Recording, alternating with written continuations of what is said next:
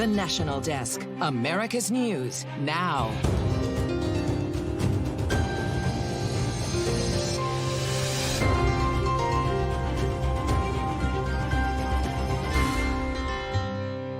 The Republicans are in Milwaukee today, unified behind Donald Trump, and will be unified behind anybody that he brings up as a vice presidential candidate. An RNC convention like none other in history.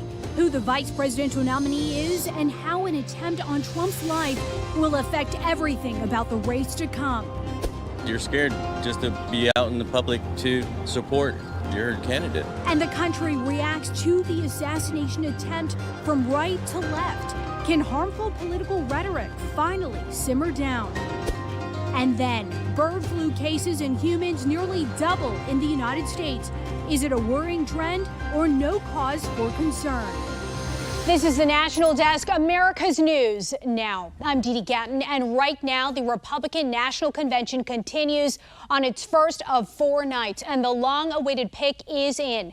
Just a little while ago, as the delegates formally nominated Donald Trump to be the Republican candidate for president, Trump selected Ohio Senator J.D. Vance to be his vice presidential running mate. Let's get straight over to the National Desk. Atra El-Nashar live in Milwaukee with more on this pick. Atra, what do we know about Donald Trump and J.D. Vance's, let's start with their working relationship? Yeah. Hey, good evening, Dee Dee. It's certainly evolved over the years, to say the least. J.D. Vance used to be a self-described never Trumper. He said he just never liked the guy. He said he didn't offer real solutions. Then J.D. Vance launched a Senate campaign in Ohio for the 2022 midterms. He deleted tweets. He said he regretted those statements and was fully behind the former president. And in his less than 2 years in the Senate, he's really gotten behind some of Trump's main causes, namely immigration. He's also done a lot of work on banking and commerce issues. So the two have, of course, become much closer aligned than they did when J.D. Vance first came on the scene for his best-selling book, Hillbilly Elegy. And what's interesting is Hillbilly Elegy was so popular because it really spoke to that white populist movement that propelled Trump to the presidency in 2016. So Vance going from a never Trumper to half of the Trump-Vance ticket. It certainly is an interesting relationship. You touched on this. Tell us more about the history of supporting Trump. And then also, what more should we know about Vance's background? I mean, we know that he was a patriot. That's just one tenet there. A Marine, making history as the first Iraq War veteran to be on a presidential ticket. In the private sector, he worked as a corporate lawyer, a venture capitalist, of course, best-selling author, like I mentioned, Hillbilly Elegy. If those who haven't read it, they might have seen the Netflix movie that was made about it, starring Amy Adams as his mom. It's about as he calls it, a family and culture in crisis. It's about him growing up poor and then coming out on the other side of it, beating the odds, so to speak. So it is really remarkable, given his age, given his, again, not even serving a third of a term in the U.S. Senate, and now he is the second, he's the number 2 to former President Trump on the top of the Republican ticket. Absolutely. We have to keep it there, Atra, but we will talk to you later tonight live from the Republican National Convention in Milwaukee, Wisconsin. Atra El-Nashar, thank you. Later tonight, President Joe Biden sits down for another national interview, this time with NBC's Lester Holt at 9 p.m. This will be the first interview after the attempt on Donald Trump's life on Saturday. Clips from the interview show Biden calling it a mistake to say he wants Trump in the bullseye. The president addressed the nation last night, of course, from the Oval Office, saying this kind of political violence has no place in the U.S. Stay with us tonight as we will be following all of the developments at the RNC convention, as well as President Biden's comments later this evening, both on air and online on thenationaldesk.com. The classified documents case against Donald Trump has been dismissed. Federal Judge Eileen Cannon threw out the case today after agreeing to a defense motion over concerns about the appointment of the prosecutor Jack Smith, who brought the case. Lawyers for Trump argue that special counsel Jack Smith was illicitly appointed in violation of the Constitution's Appointments Clause and that his office was improperly funded by the Justice Department. Jack Smith is appealing this decision, but for now, this means Trump will not face prosecution on any of the charges he is facing in Florida. A major win for Trump's legal team 2 months after the former president was convicted of felony crimes in New York. And all of these headlines still fall under the backdrop of the failed assassination attempt this weekend at Donald Trump's rally in Butler, Pennsylvania, that left 2 others critically injured and 1 supporter tragically killed. While an exact motivation for the shooter is not perfectly clear right now, Homeland Security Secretary Alejandro Mayorkas is among the many asking how the would-be assassin was able to access a nearby rooftop in the first place. When I say that something like this cannot happen, we are speaking of a failure. We are going to analyze through an independent review how that occurred, why it occurred, and make recommendations and findings to make sure it doesn't happen again. The investigation into the lapse in security is just getting underway. National correspondent Kayla Gaskins is in Washington, D.C. with more. I really see something to say. 2 days after a would-be assassin nearly killed former President Donald Trump and did kill one of his supporters, the country struggling to understand how a 20-year-old got access to the rooftop a little more than a football field away from where Trump stood on stage, with enough time to fire off deadly shots. This was a colossal failure on multiple fronts. This should never happen. There appears to have been a communication breakdown between federal and local agencies. NBC News reporting Secret Service did identify that rooftop as a vulnerability days before the event. A Secret Service spokesman says the roof was local law enforcement's jurisdiction. There'll have to be, great scrutiny because, another inch and our president would have been dead. However, Butler County District Attorney Richard Goldinger said the Secret Service was in charge of security outside the venue. CNN sources also saying the Secret Service did not sweep the rooftop prior to the rally. Where the hell was the aerial visual support? Why was there no helicopter? How the hell is the crowd acting as the freaking counter surveillance operation? I know, is that... The head of the Secret Service, Kimberly Cheadle, slammed by critics for the security breakdown and for taking until Monday to publicly respond. We should be hearing from the director of Secret Service. The fact she has not been out there is unconscionable. Cheadle opting for a statement, which she released Monday, saying they are working with federal, state, and local agencies to understand what happened, and they'll participate in the independent review and work with congressional oversight. I have 100% confidence in the director of the United States Secret Service. I have 100% confidence in the United States Secret Service. Director Cheadle is briefing members of Congress this week. She's also invited to publicly testify next week. On Capitol Hill, I'm Kayla Gaskins reporting for the National Desk, America's News Now. More than 146 million Americans again under heat alerts as the heat wave has moved east, covering the plains and the eastern seaboard. Excessive heat warnings were active today in Nebraska, Iowa, Oklahoma, South Carolina, North Carolina, as well as in the Washington, D.C. area. By Thursday, most of the country could see some heat relief.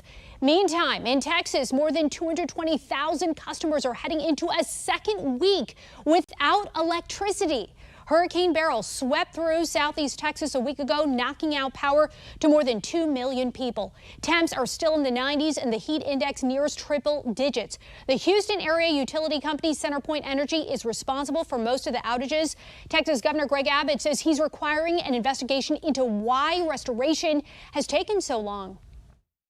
The big problem that remains, the big problem that is the cause of most everything else I've talked about already, is the problem that CenterPoint has completely dropped the ball with regard to getting power back on. And new details. The man accused of taking 3 Utah girls to Mexico without parental permission is in custody and will soon be extradited back to the U.S. Over the weekend, the FBI put out an arrest warrant for Antonio Moreno, who was found by Mexican authorities in Veracruz with 14-year-old Elizabeth Gonzalez and her 2 cousins, 6 and 4 years old. Jurors deliberating for a second day in Senator Bob Menendez's federal corruption trial are asking for clarification. The jury asked the judge, does a not guilty verdict on a single count require a unanimity? The New Jersey Democrat is facing 16 charges related to securing billions in U.S. military aid for Egypt and helping legal interest of businessmen in exchange for money and gifts. Menendez's lawyers argue his actions with Egyptian military aid and helping businessmen are all part of his job. Coming up, tornadoes, hail, and damaging winds are forecast in multiple states tonight. Which areas are in the path of severe storms? We'll let you know.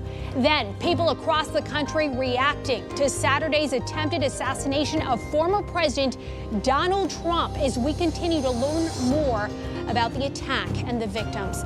Then, immigration remains a top issue for voters ahead of the election. The price state and local lawmakers are paying to help asylum seekers.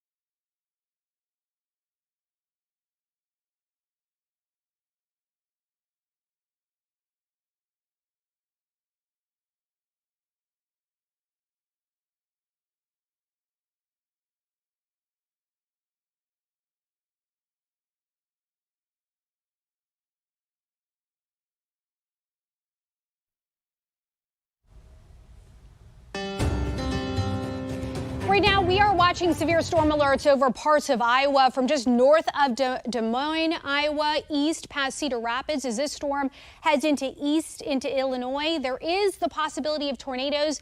And in upstate New York, a line of storms are also bringing the threat of damaging winds and possible hail. We are learning more about the victims of the assassination attempt against former President Trump in Butler, Pennsylvania on Saturday that left one rally-goer dead and 2 others injured. 50-year-old Corey Comparatore was shot and killed, shielding family members from gunfire. Pennsylvania Governor Josh Shapiro said Comparatore, a firefighter and father of 2, died a hero. 57-year-old David Dutch is still in the hospital with broken ribs and liver damage, waiting for another surgery, according to his sister.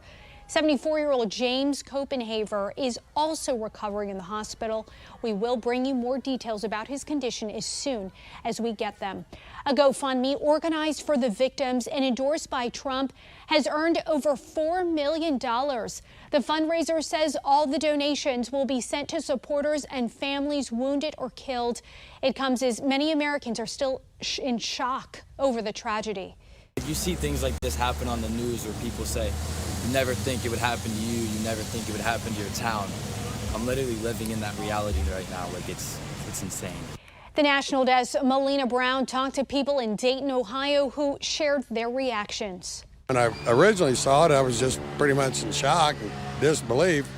But then after watching it replay and everything, it just kind of dawned on me it's just kind of a situation of the times that we're in right now. While political tension is widespread, I'm told by many their first reaction was just shock. I was just really surprised. I've never seen anything like it, just such a historical moment. Others adding you can disagree without using violence. I don't think that anyone should be taking any kind of extreme matters into their own hands, especially like this kind of scenario, but it's hard to tell people not to feel a certain way about certain people. Some people telling me that political divide is hurting communities. It's just not good. I mean, it's so divisive, it's ridiculous. I mean, it's like no one can come to a common ground on anything. Others suggesting ways to voice how you feel. Be a good neighbor and listen well. And then after you've listened, you can respond with your opinions. But vote. That's a great way to express your opinion. And some wanting political leaders to refocus. Just that the rhetoric gets cut down and they quit. Just start campaigning on your policies instead of the negativities. Shares of Trump's social media company Truth Social are up around 30% today, continuing a rally that started right after the assassination attempt. The stock is now at just over $40, although that's still below its record of around $62. We shouldn't expect interest rates to dip to near zero like they were for years before they were more recently elevated. Federal Reserve Chairman Jerome Powell says the period between 2009 and 2020 was the result of demographics, globalization, and advances in technology. But that era is over. Demographics are changing and global markets are retreating somewhat. It tells me that rates, at least for now, the neutral rate must have risen, probably has risen from where it was during the inter-crisis period. And I mean, I think instinctively, I can't prove this. We're gonna learn about this empirically, but it seems to me that the neutral rate is probably higher than it was during the inter-crisis period, and so rates will be higher. Powell is referring to the current rate of 5.3%. If the natural rate, as it's called, is now higher, that will likely impact future fiscal policy. Inflation will be more sensitive to lower taxes and higher spending. At least 5 more people at a poultry farm in Colorado have confirmed to have contracted bird flu. This brings the total to at least 9 in the U.S. so far, with other cases coming in Texas and Michigan. The CDC maintains the risk to the general public remains low. Those infected had mild symptoms like pink eye and respiratory problems, but none of them were hospitalized. Health officials also say that poultry products are still safe to eat as long as they have been properly handled as well as cooked. Routine childhood vaccinations continue to fall worldwide after the COVID-19 pandemic. According to the World Health Organization, worldwide coverage was at least 84%, the same as the year prior, falling short of nearly 86% reported in 2019. UNICEF and WHO have an immunization agenda goal of 90% by 2030. In the U.S., 93% of children are up to date, which is slightly below the 95% target. We have reporters all across the country in your neighborhoods covering issues that matter to you. We're taking the pulse of America. While we were in contact with the Secret Service minutes after it happened, we wanted to know if he was coming back here or not because we were going to take extra security measures. Some departments are even ramping up efforts. We're adding additional bomb dogs. We're adding additional gun dogs.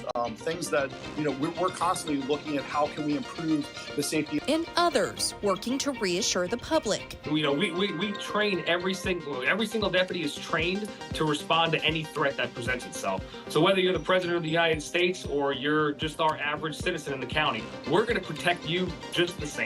The big message for the public: if you see something, say something.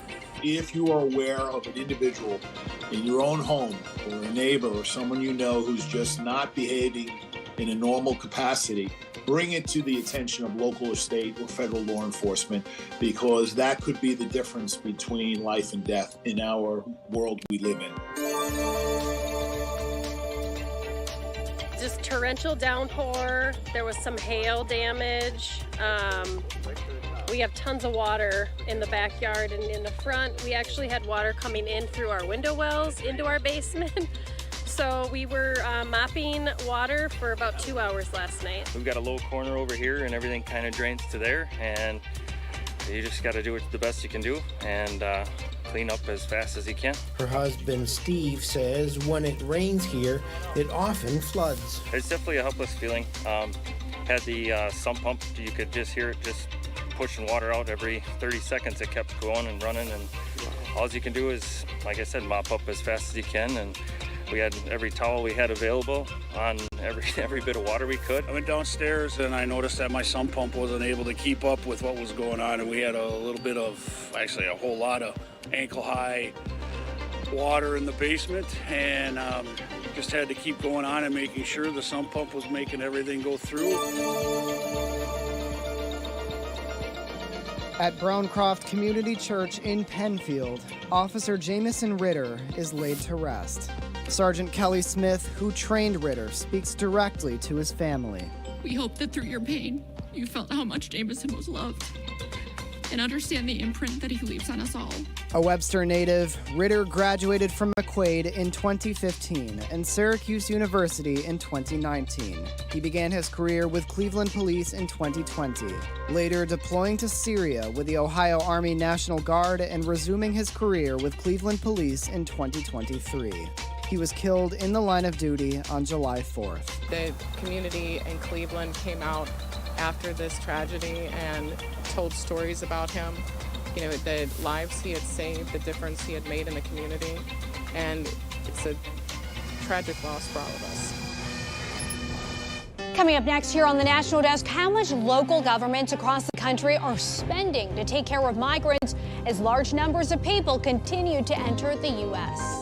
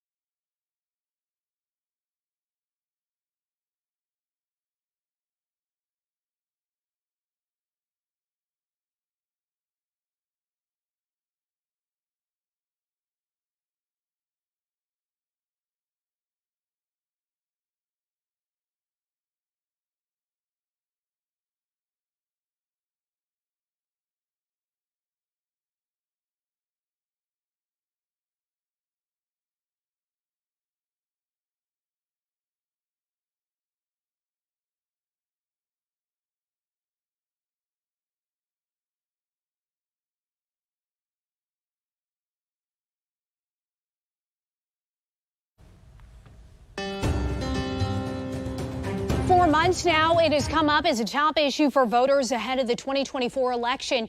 The increase in migrants coming to the United States over the last few years has weighed heavily on the shoulders of state and local lawmakers nationwide. Their budgets also taking some massive hits. Here's Spotlight on America's Christine Frizzell. It is a cost not measured in dollars, but in changes to the fabric of the city, whose newest residents can now be seen creating makeshift playgrounds alongside busy roads. It's a puzzle for city leaders who have defended New York City's right to shelter decree, but see it's a promise that's come with a price tag. We're getting no support on this national crises. Asylum seeker costs topped $1.5 billion in fiscal year 2023. More than $4 billion are budgeted for fiscal year 2024, and nearly $5 billion are budgeted for fiscal year 2025.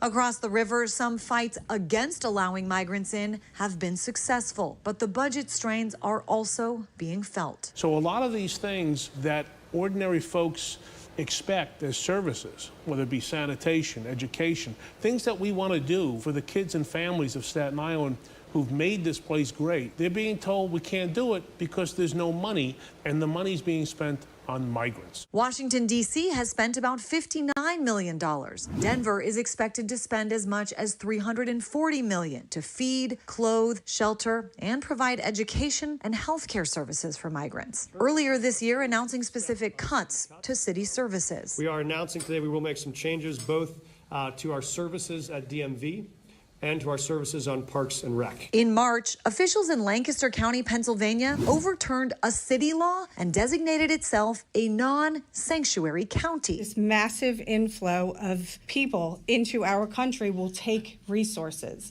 will bankrupt our hospital systems. This past winter in Chicago, bringing scenes like this, the city already shelling out more than $400 million on the crisis as residents wrestle with the trade-off. I know it's right to want to help other people, because as Black people, that's what we do. But when the hell are y'all gonna help us? With local leaders reminding Washington the cities look to them to cover the costs. Immigration is a federal responsibility. For Spotlight on America, I'm Christine Frizzau. Coming up, the new discovery on the moon that could help protect future astronauts from harmful radiation. That's coming up right after this.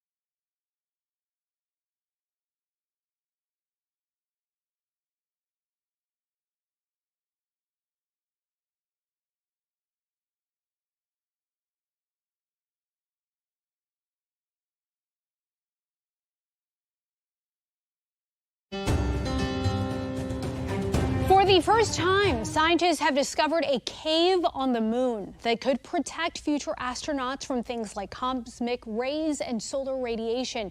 Today, an Italian-led research team said they found evidence of a large cave near the moon's deepest known pit, created by a lava tube collapsing. The scientists believe there are probably hundreds more moon caves. And in about 90 minutes, Major League Baseball's Home Run Derby will begin in Arlington, Texas. Pete Alonso of the New York Mets, who won back-to-back titles in 2019 and 2020, will attempt to match Ken Griffey Jr. as the only three-time Derby champion. For betting enthusiasts, he currently is the odds-on favorite to do it, slightly ahead of two first-time All-Stars, the Orioles' Gunnar Henderson and Kansas City's Bobby Witt Jr. The Derby begins shortly after 8 p.m. Eastern tonight. And that is going to do it for us for this edition of the National Desk. We invite you to join us again this evening for more coverage on the Republican National Convention. We have a team live in Milwaukee for us, as well as President Joe Biden's interview tonight with Lester Holt. I'm Dee Dee Gatton. Thanks for watching, and we will see you tonight.